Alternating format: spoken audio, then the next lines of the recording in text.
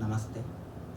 इस प्लेटफॉर्म पर मैं दीपक सेन आपका हार्दिक स्वागत करता हूं और आपके लिए मैं लेके आया हूं बेसिक इलेक्ट्रिसिटी का फर्स्ट टॉपिक सर्किट एनालिसिस। और इसके लिए अपन एसएससी जेई को बेस मानकर चलते हैं। अब पहली बात कि एसएससी जेई को ही क्यों बेस माना। एसएससी जेई आपका एक ऐसा एग्ज़ाम है जो आपके 5 से लेकर 7 तरीके के एग्ज़ाम को टच करता है, जैसे डीएमआरसी, रेलवे, आपका कोई सा भी स्टेट एग्ज़ाम हो गया, पीडब्ल्यूडी हो गया, आरएसीबी हो गया, यहाँ तक कि आईईएस के प्रीलिम तक भी ये आपको बेसिक से बिल्कुल ये आपको मिलता है। तो यहाँ पर अपन प्रथम टॉपिक अपना प्रारंभ कर रहे हैं सर्किट एनालिसिस, और मैं पूर्णतया एसएससी जेई के अकॉर्डिंग पहला topic basic concept of electrical, जिसके अंदर अपन कंसेप्ट ऑफ रेजिस्टेंस देखेंगे, कंसेप्ट ऑफ इंडक्टेंस देखेंगे, कंसेप्ट ऑफ कैपेसिटेंस देखेंगे, और इन सब को प्रभावित करने वाले विभिन्न कारक अपन इसमें देखेंगे। और जब अपन ये सब पढ़ लेंगे उसके बाद फर्स्ट टॉपिक आपका आएगा करंट, वोल्टेज, पावर, एनर्जी और उनके मात्रक। यूनिट एक बहुत बड़ा फैक्टर है किसी भी एग्जाम के लिए, और कोई से भी एग्जाम में एक प्रश्न आपको मात्रक का जरूर आ जाएगा। और मात्रक बिल्कुल उसी तरीके से नहीं पूछे जाते जैसे कि दिए हुए हैं। जैसे करंट का एम्पियर नहीं पूछेगा, वोल्टेज का वोल्ट नहीं पूछेगा। ये मात्रक किससे मिलकर बने हुए हैं उसके अकॉर्डिंग ये पूछे जाएंगे। तो आप ये वाले जो फर्स्ट टॉपिक है आपका बेसिक कंसेप्ट ऑफ इलेक्ट्रिकल, ये सर्किट एनालिसिस का भी फर्स्ट टॉपिक है, तो आप इसको नोट कर लीजिए। मैं आपको स्क्रीनशॉट लेना चाहें स्क्रीनशॉट ले लें या नोट कर लें, तो इसके लिए 2 से 5 सेकंड आपके पास है, नोट कर लें। ठीक है, तो अब अपन फर्स्ट टॉपिक से चलते हैं बेसिक कंसेप्ट ऑफ इलेक्ट्रिकल। आपको अभी इलेक्ट्रिकल पे जाना ही नहीं है, अपन को ये देखना है कि इलेक्ट्रिकल की उत्पत्ति कैसे हुई, कैसे अपन ने पदार्थ को बनाया, कैसे किन किन से मिलकर पदार्थ बने। तो अपन जानते हैं प्रकृति में आप में छोटे से छोटा पदार्थ कई अवयवों से जुड़कर बना हुआ है। तो अब मैं आपसे पूछूं कि प्रकृति के मूलभूत कण क्या हैं। सबके दिमाग में आ रहे होंगे, हाँ है, ये है, इलेक्ट्रिकल है तो इलेक्ट्रॉन होंगे या प्रोटॉन होंगे। तो देखो बच्चों, चाहे केमिस्ट्री हो चाहे फिजिक्स हो, सब में हर एक चीज अपन जो पढ़ते हैं उसमें अपन नाम लेते हैं पदार्थ का। वो पदार्थ विभक्त हो जाते हैं, चाहे वो इलेक्ट्रिकल के अकॉर्डिंग हो, चाहे वो केमिस्ट्री के अकॉर्डिंग हो, चाहे वो फिजिकल के अकॉर्डिंग हो। पर इनमें एक चीज जो कॉमन है कि ये मिलकर कैसे बने हुए हैं, उनके लिए अपन बात करते हैं। तो 3 मूलभूत कण हैं। कौन कौन से? कि इलेक्ट्रॉन, प्रोटॉन और न्यूट्रॉन। क्या ये 3 ही हैं? नहीं, ये तो अपन ने स्टार्टिंग से पढ़े हुए हैं। इनके अलावा 2 और बेसिक जिनसे उत्पत्ति हुई है उनको अपन अगर जोड़ लें तो वो होते हैं बोसोन कण और प्लाज्मा। जो अपन बोसोन कण की बात कर रहे हैं, इसी आधार पर एक होता है बिग बैंग थ्योरी, जिसका की रिसर्च चल रहा है कि किसी भी मनुष्य की उत्पत्ति कितने साल पहले हुई है। तो अपना ये अभी रिसर्च का टॉपिक है, इसको छोड़ते हैं, अपन बात करते हैं इलेक्ट्रॉन, प्रोटॉन और न्यूट्रॉन्स। तो आप देखें, स्क्रीनशॉट लें 2 सेकंड के लिए। प्रारंभ करते हैं कि किनसे क्या मिलकर बना हुआ है इलेक्ट्रॉन, प्रोटॉन, न्यूट्रॉन, किसी भी पदार्थ में कैसे उपस्थित होते हैं। तो यहां पर अपन first topic electron, proton, neutron को लेकर बात करें तो सबसे पहले तो अपन बात करेंगे पदार्थ के या ब्रह्मांड के सबसे छोटे कण की, और आप सब बोलेंगे वो क्या होता है? परमाणु, जिसको अपन बोलते हैं एटम। ठीक है, परमाणु से मिलकर बना अणु।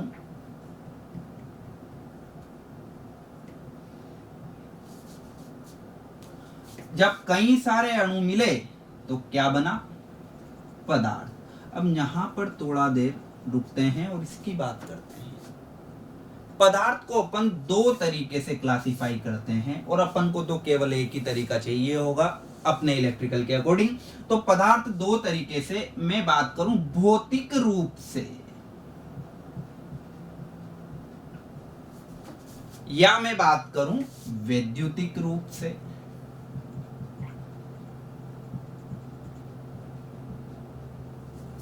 तो भौतिक रूप से आप सबने तीन प्रकार बचपन से पढ़े हैं। कौन कौन से?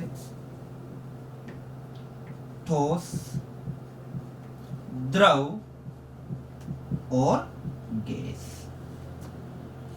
वैद्युतिक रूप से बात करूं तो अपन ने ये भी तीन तरीके से पढ़े हैं, conductor, insulator and semiconductor. Conductor मतलब चालक, कुचालक एवं अर्धचालक।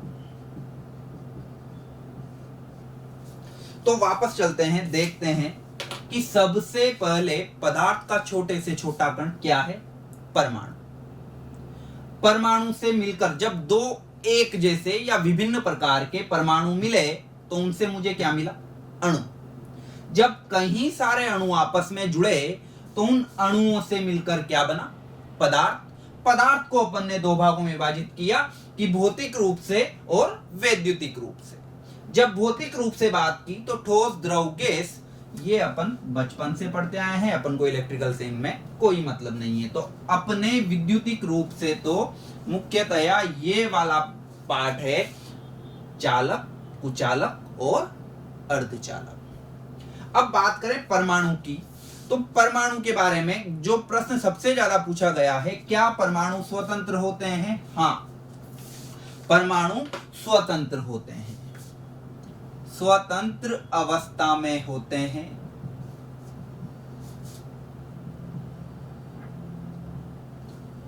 साथ ही रासायनिक अभिक्रियाओं में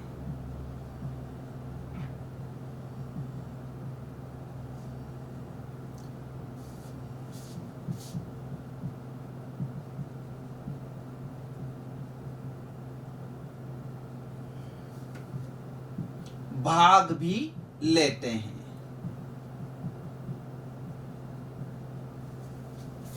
अब अणु की बात करें, क्या अणु स्वतंत्र होते हैं? बिल्कुल स्वतंत्र होते हैं, परंतु यह रासायनिक अभिक्रियाओं में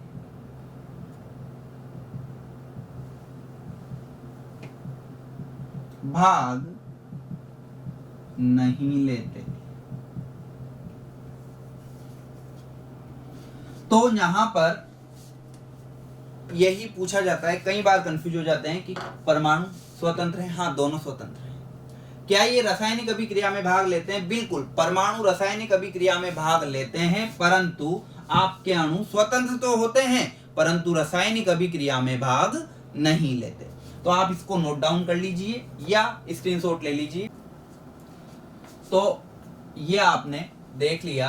अब कि सर हम तो रेजिस्टेंस टॉपिक ले रहे थे, उसको अपन ने प्रारंभ नहीं किया। बच्चों, उसके पहले अपन को इनका विन्यास देखना होगा कि परमाणु, अणु, फिर उनसे पदार्थ बने, पदार्थ से उनका रेजिस्टेंस कैसे बना, कंडक्टेंस कैसे आया, उनका इंडक्टेंस कैसे आया। तो उससे पहले इन सब का विन्यास कैसे होता है, इनकी संरचना कैसे होती है, किसी भी पदार्थ के लिए कौन कहाँ स्थापित होता है, इलेक्ट्रॉन कहाँ होते हैं, प्रोटॉन कहाँ होते हैं, नाभिक का विन्यास क्या होता है, इलेक्ट्रॉन का द्रव्यमान क्या होता है, न्यूट्रॉन का द्रव्यमान क्या होता है। तो इन सबको जानने से पहले अपन एक चीज देखते हैं कि क्या हर पदार्थ धारा का प्रवाह, विद्युत का प्रवाह, करंट का फ्लो कर सकता है। मैं आपसे एक सिंपल सा प्रश्न पूछूं, रास्ते में एक तार कटा हुआ पड़ा हुआ है, चालक है, कॉपर का है, आप तो आइडियल चालक ले लें या आप सबसे अच्छा चालक ले लें, चांदी ले लें, सिल्वर ले लें, क्या वो करंट का फ्लो करेगा?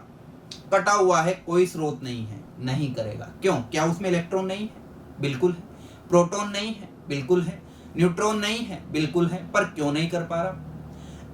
तो यहां पर उस इलेक्ट्रॉन, प्रोटॉन, न्यूट्रॉन उनके फ्लो के लिए, आवेशों के प्रवाह के लिए एक स्रोत की आवश्यकता होती है। तो उस केस में जबकि वहां पर कोई स्रोत नहीं है, इलेक्ट्रॉन, प्रोटॉन, न्यूट्रॉन किस विन्यास में होते हैं वो अपन बात करते हैं।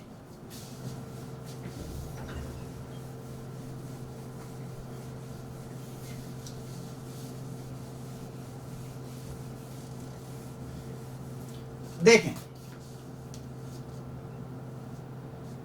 कोई भी परमाणु लिया और ये उसका मैंने बनाया नाभिक, न्यूक्लियस या न्यूक्लियाई, जो भी आप बोलना चाहें। तो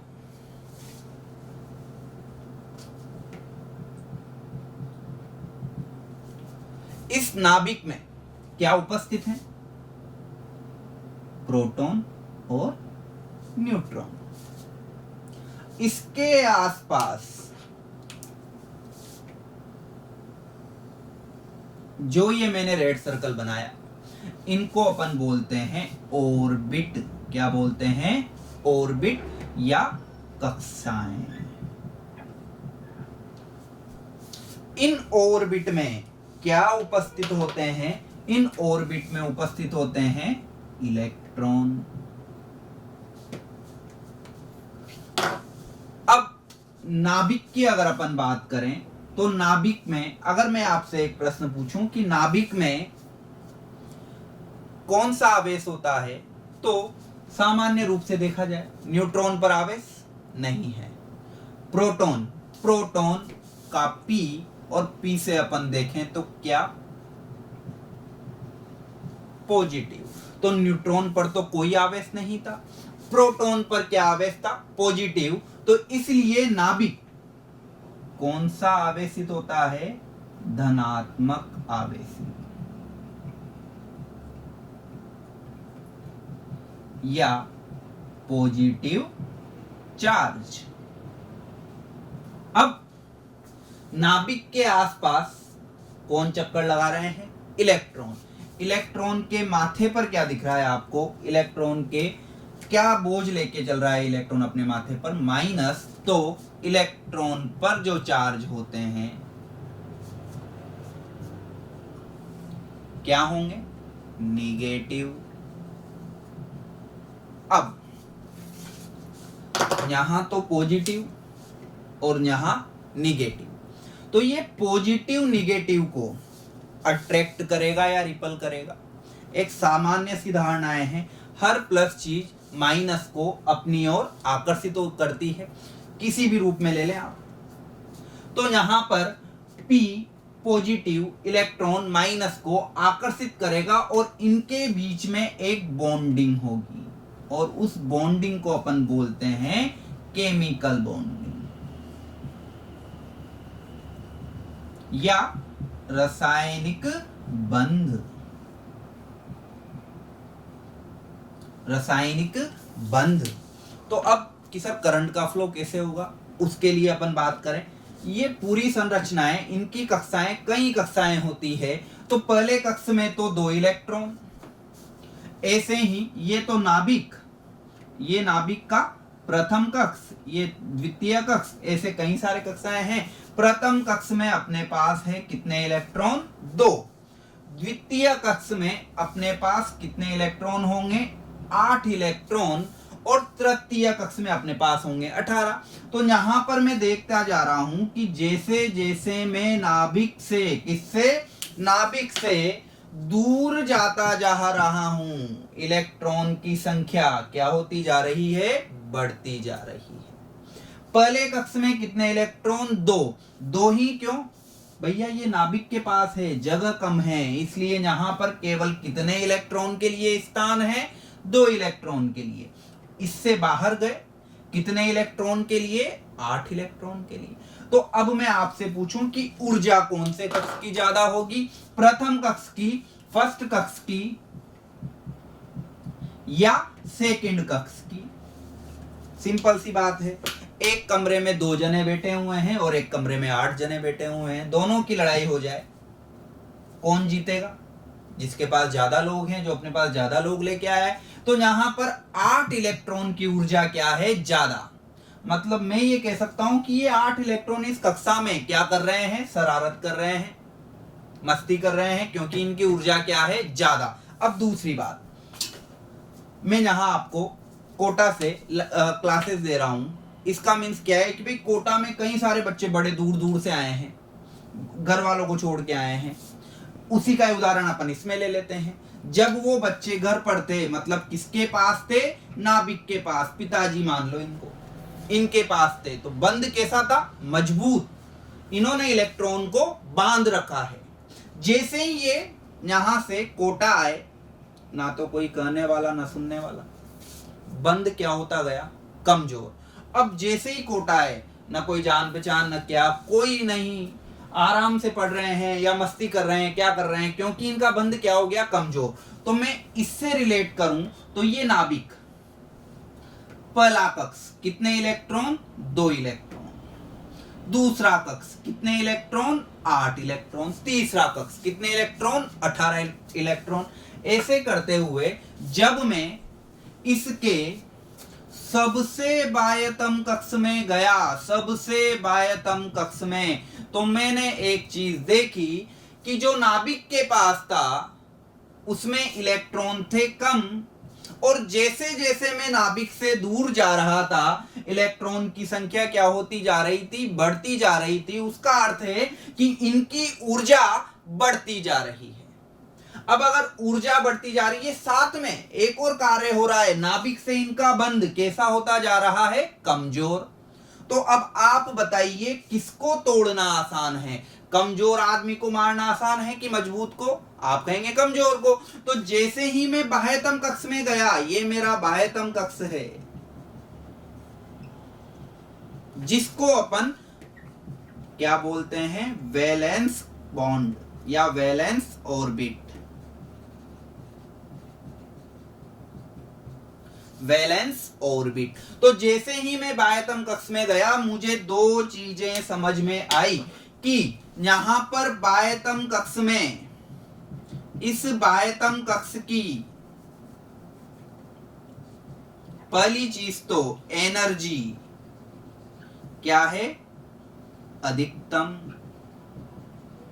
और दूसरा महत्वपूर्ण बात, इस बाह्यतम कक्ष की आपके पास बॉन्ड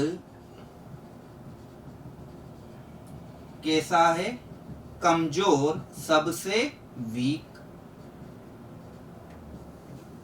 अब जब बंध सबसे कमजोर है तो जो प्रश्न आता है, कई बार पूछा गया है कि इलेक्ट्रॉन कौन से कक्ष से बाहर निकलते हैं, तो आप बताइए क्या प्रथम कक्ष से निकल सकते हैं? नहीं। क्यों? क्योंकि यहां तो पहली बात तो ऊर्जा भी कम है और इनका बंध भी कैसा है? कमजोर, और सॉरी मजबूत। अब जैसे जैसे मैं दूर जाता गया, ऊर्जा भी ज्यादा हो गई, मतलब ये बाहर निकलना चाहते हैं, और साथ में ना कोई कहने वाला ना सुनने वाला, मतलब बंध कैसा है? कमजोर। तो कोई भी कक्ष से इलेक्ट्रॉन, जब भी आपको ऊर्जा का, धारा का प्रवाह करना है, तो कौन से कक्ष से बाहर निकलेंगे? बाह्यतम कक्ष से। क्यों? 2 रीजन बताए मैंने। पहला रीजन, इनकी ऊर्जा कैसी होती है? अधिकतम। और दूसरा रीजन, इनका बंध कैसा होता है? कमजोर। तो यहां पर पहला प्रश्न अपन देखें कि देखो 3 प्रश्न अपन ने यहां पर कवर किए हैं। पहला प्रश्न तो अपन ने कवर किया है, नाभिक कौन सा आवेशित होता है? धनावेशित। दूसरा प्रश्न, नाभिक में क्या उपस्थित होते हैं? प्रोटॉन और न्यूट्रॉन।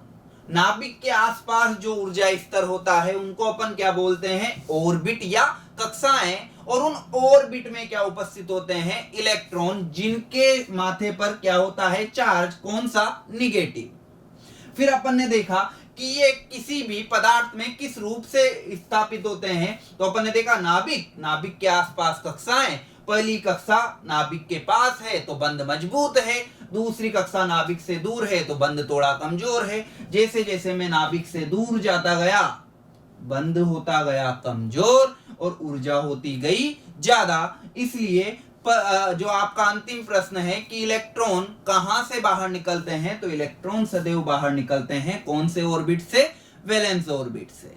और क्यों? क्योंकि उनकी ऊर्जा होती है सर्वाधिक और बंध होता है कमजोर। तो आपने ये नोट डाउन कर लिया होगा या स्क्रीनशॉट ले लिया होगा। तो जो भी अपन ने यहां पर पढ़ा है उसको एक व्यवस्थित रूप से अपन लिख लेते हैं कि किस अकॉर्डिंग आपको देखना है, और आपने मेरे साथ रिपीट करना है। रिपीट करना बहुत जरूरी है। मन में बोलिए, मैं सुन रहा हूं, बिल्कुल सुन रहा हूं। कहीं से भी पढ़ें, आपको बोलना है साथ के साथ कि सबसे पहले अपन ने क्या देखा। सबसे पहले अपन ने देखा कि इलेक्ट्रॉन, प्रोटॉन, न्यूट्रॉन सब कहाँ उपस्थित होते हैं। एक किसी भी पदार्थ में सब जगह उपस्थित हैं, हर पदार्थ में उपस्थित हैं, चाहे ठोस हो, द्रव हो या गैस हो। अब कि इनकी संरचनाएं किस रूप में होती है कि सबसे पहले अपन ने देखा नाभिक। याद करते जाओ, जैसे मैंने बताया, याद करते जाओ, इमेजिन करो, देखो। सबसे पहले मैंने देखा नाभिक। तो नाभिक में क्या क्या थे? नाभिक में प्रोटॉन तथा क्या उपस्थित होते हैं? न्यूट्रॉन उपस्थित होते हैं। देखो, अपने आप बिना देखे बोलोगे, याद होगा। नाभिक पे है, नाभिक को इमेजिन करो। अब नाभिक में मैंने क्या बताया था कि भाई प्रोटॉन पर तो कौन सा आवेश है? धनावेश, और न्यूट्रॉन उदासीन है। तो इसका अर्थ नाभिक कौन सा आवेशित होता है? धनावेशित होता है। बच्चों, इनके डायामीटर क्या है? इलेक्ट्रॉन बड़ा है या प्रोटॉन बड़ा है या न्यूट्रॉन बड़ा है, क्या चार्ज होते हैं, ये सब अपन नेक्स्ट क्लास में देखेंगे। अभी अपन ने केवल इतना सा देखा कि ये किस रूप से व्यवस्थित होते हैं, कैसे इनको कौन से कक्ष से इलेक्ट्रॉन बाहर निकलते हैं, कैसे विद्युत का फ्लो होगा।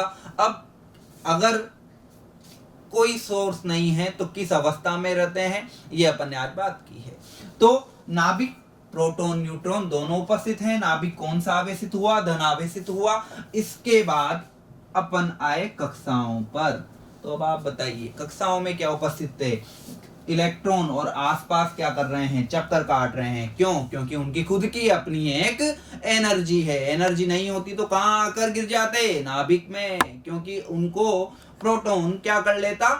आवेशित कर लेता, अट्रैक्ट कर लेता। तो नाभिक के चारों ओर कक्षाएं, जिन्हें अपन क्या बोलते हैं? ऑर्बिट, में इलेक्ट्रॉन चक्कर लगाते हैं।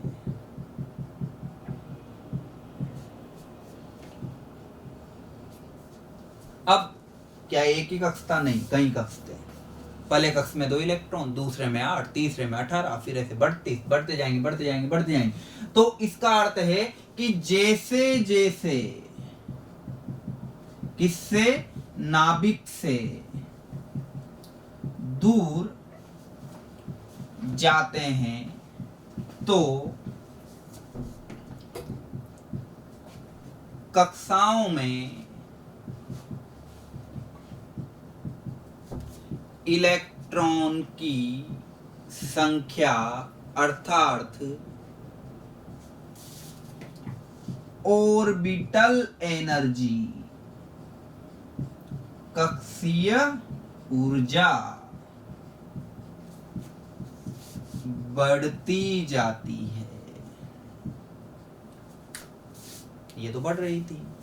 तो अगला, साथ में अपन एक चीज और देखी थी कि जैसे जैसे नाभिक से दूर जाते जा रहे हैं, अपने पास ऊर्जा तो बढ़ रही है, परंतु नाभिक से दूर जा रहे हैं, कोटा आ रहे हैं, घूम फिर के बंद क्या होता जा रहा है?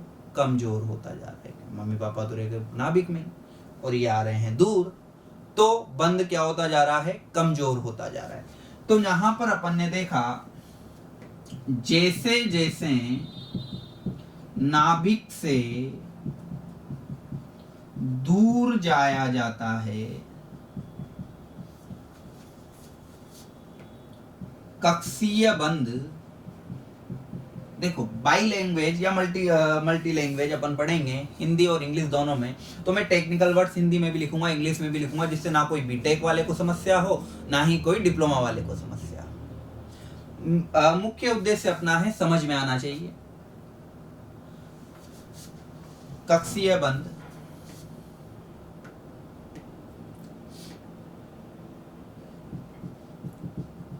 ऑर्बिटल बॉन्ड या केमिकल बॉन्ड, जो भी आप बोलें, क्या होते जाते हैं? कमजोर होते जाते हैं।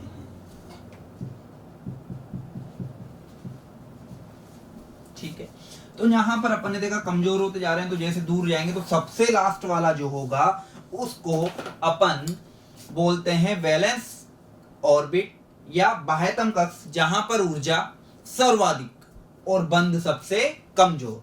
तो इसलिए सबसे बाह्यतम कक्ष, जिसको अपन क्या बोलते हैं? वैलेंस ऑर्बिट, सबसे बाह्यतम कक्ष की ऊर्जा एनर्जी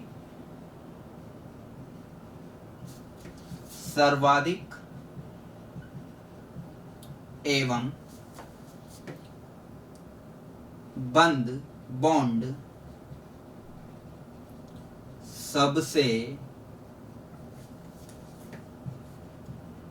कमजोर होते हैं।